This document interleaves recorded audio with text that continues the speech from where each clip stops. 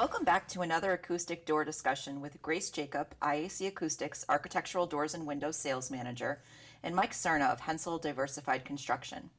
Last time we were together, we talked about how acoustic door performance depends on the entire assembly and not just the door itself.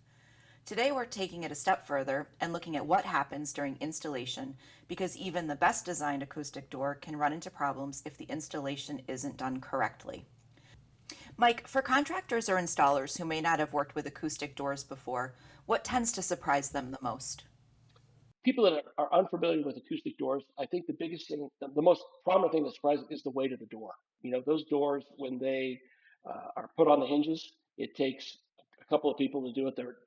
Some of them are upwards of 4, 5, 600, 700 pounds. Some of just the lower ones are still 250 pounds a piece. And, so I think that people are surprised at the weight of the door initially. That's the biggest surprise for them.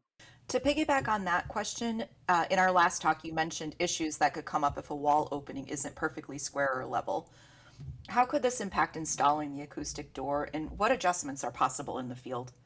Basically, when we get in there, we check it with the laser. We make sure it's plumb and true. If it's not, depending on the size of the air, we can add shims.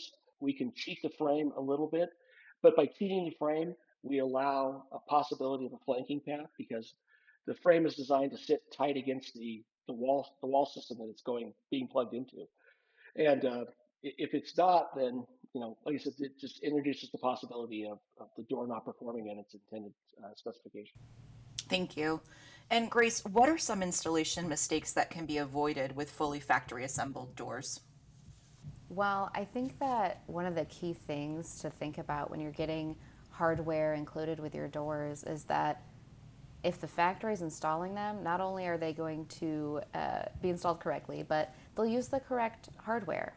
So sometimes if you get a prep only door, that opens up it kind of opens up the door, am I right, to mistakes to be made and incorrect hardware being applied where it doesn't fit, and field modifications being done to make it work, such as cutting seals and maybe cutting too many holes and things like that, or having strikes that interfere with those seals. So it takes away a lot of the variables that can cause issues with performance.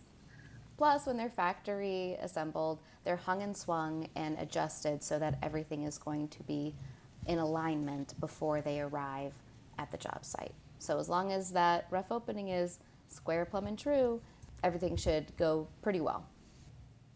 And now back to you, Mike. Are there any installation mistakes that can permanently affect acoustic performance? We always try and tell the end user one of the biggest things that happens in the field that people are all guilty of is depending on the timing of the project, our timing in the project. Like we'll install doors and then we basically set them to be this is how they're going to be used. But if the project is still under construction, people will prop the doors open. One of the things that they do is they want to like stick a door stop or stick something underneath the door. You do that, you're going to damage the Teflon cartridge underneath, or you're going to, if it sits there for a long enough time, you're going to basically malform the cartridge. So when it closes, now you've got a gap where the wedge was, and the wedge is going to allow noise to transition through. The only way to fix that is to remove the door, remove the cartridge, install a new cartridge. And so we beat the drum on that one. We tell people do not put anything in front of these doors.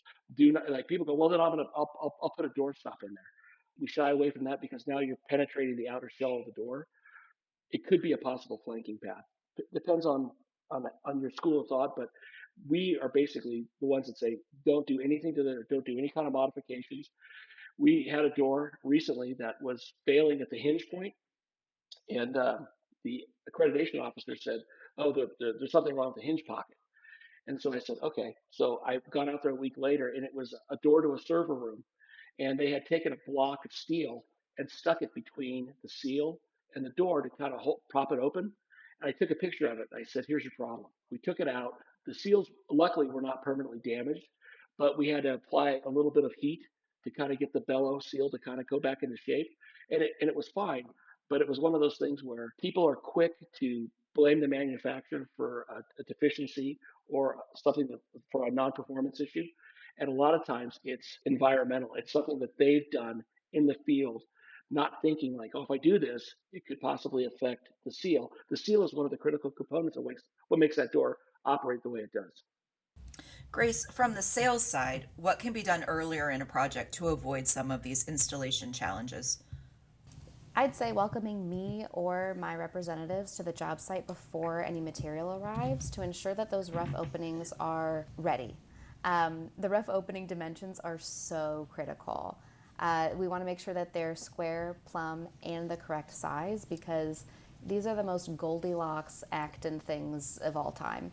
If the hole is too small, then the frames will twist and nothing will align right and none of the seals will make contact the way they're supposed to, and this might as well be a regular hollow metal door. If it's too big, then that just offers more flanking paths that we can't even see with the naked eye anymore. And while yes, they can oftentimes be infilled with some insulation, insulation isn't going to block sound, it only absorbs it. So we don't want to rely on a bunch of insulation in those extra spaces around the door. And so we really want it to be just right. Just like Goldilocks. Just right. I'm sure both of you have seen or heard some interesting situations in the field. Mike, are there any real world examples that stand out? Maybe a project where installation challenges had to be solved on the fly? We had just performed a large exterior door. It was an STC 55 door at a university. And it was an exterior door to their sound stage. And when we got there, they had put in a cover over the door. So that means that we couldn't hang the door like we normally did. So we also shot the door with the laser. The threshold over 12 feet was out 3/4 of an inch to one side. It was low. And then the low side of that door, the wall was out 3/4 of an inch, almost an inch out of plumb, top to bottom. So if you can imagine, the top of the header of the door was zero, and the bottom of the door was minus an inch to the inside. So we shimmed the door with wood, and we told the end user, hey, this is a problem, and they were like, okay. So we got it to work. It was perfect. And then about a month later, they called and said, "Oh, your door's not working." So we had looked and seen where they had touched our stuff, and them touching our perfectly set door created a situation. And we had a project in Florida where they had framed a studio, and instead of doing full length studs from deck to deck, they had split it in the middle. The weight of the door swinging open caused the wall to flex outward and the door to drag. The fix for that was we had them go in with structural plywood and put structural plywood on the entire inside of that door wall to try and firm up the door. Because, like I said, people are really surprised at the weight of these doors. I mean, these doors when they're closed, they still weigh the same, but when they are swinging and they're at 90 degrees or 105 degrees, the weight is literally pulling that door, that wants to pull that door out of the opening. That's why it's critical that when we install, we use the right fasteners. We make sure that it's shimmed. We make sure that there is no any kind of slop or play in it, because that will, over time, that will just magnify. Mike, if you could give one piece of advice to contractors or specifiers working with acoustic doors, what would it be? So this is where I have this thing where I call it the three P's. You plan, you prepare, and then I pray that you got it right. So by planning, I say make sure that your opening is perfect. We had projects where the rough opening was 87 and a half and the clear opening was 86. And we get there to do the opening, and the rough opening is 86. And the framer goes, "Yeah, it says here it's 36 by 86." And they go, "That's our clear opening." Preparation is key. Make sure that the people that are doing the opening are qualified to do it, because anything that they do that's wrong translates into time lost for us, and time lost for us translates into a discussion that we're going to have at a later time. Anything you'd like to add, Grace?